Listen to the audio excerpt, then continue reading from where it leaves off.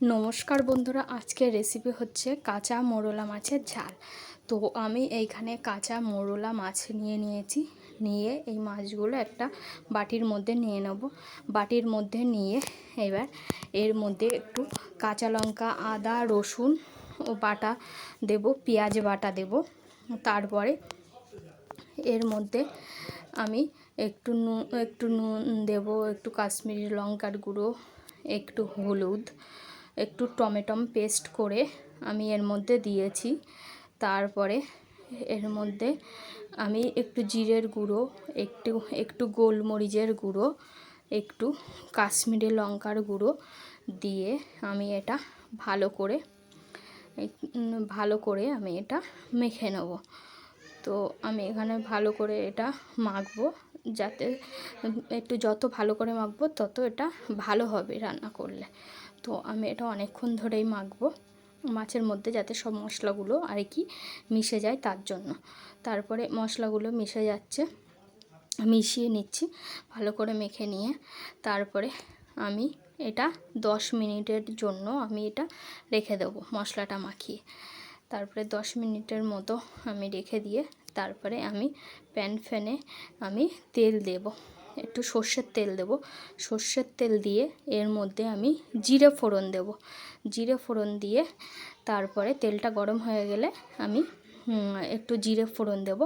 জিরে ফোড়ন দিয়ে যে মশলা মাখানো যে মাছটা, সেই মশলা মাখানো মাছটা আমি এর মধ্যে ঢেলে দেব।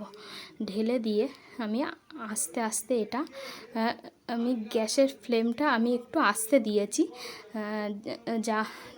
যাতে মাছটা পুড়ে না যায়। তো আমি আস্তে দিয়ে আস্তে আস্তে রান্না করব, যাতে মাছটা কাঁচা না থাকে, একটু ভাজা ভাজা মতো হয়ে যাবে প্রায়। তো আমি এবার এটা একটু ঢাকা দিয়ে রেখে দেবো। একটু ঢাকা দিয়ে আমি এটা 3-4 মিনিট মতো আমি এটা ঢাকা দিয়ে রান্না করে নেব। তারপরে ঢাকা দিয়ে রান্না করে নিয়ে তারপরে এবার আস্তে করে আমি এটা উল্টে দিচ্ছি। এক পিঠ হয়ে গেছে, আর এক পিঠ আমি উল্টে দিয়েছি। দিয়ে এবার আমি এখানে ধনেপাতা কুচিয়ে নিয়েছি, এর মধ্যে আমি একটু ধনেপাতাগুলো এর মধ্যে একটু দিয়ে দেবো।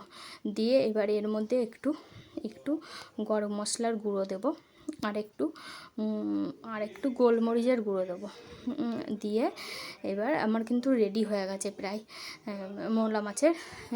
কাঁচা মোরলা মাছের চচ্চড়ি। তো এইবার আমি এটা প্রায় কিন্তু রেডি হয়ে গেছে। দেখো মাছগুলো কিন্তু কাঁচা নেই, মাছগুলোর গায়ে ভাজা ভাজা মতো হয়ে গেছে। তো এইভাবে একবার অবশ্যই করে খেয়ে দেখবে, খুব টেস্টি হয়, কিন্তু খুব ভালো লাগে খেতে। এটা অনেকভাবে করা যায়, এটা কলা পাতার মধ্যেও করা যায়, এটা বাটির মধ্যে দিয়ে বাটি চাপা দিয়েও করা যায়।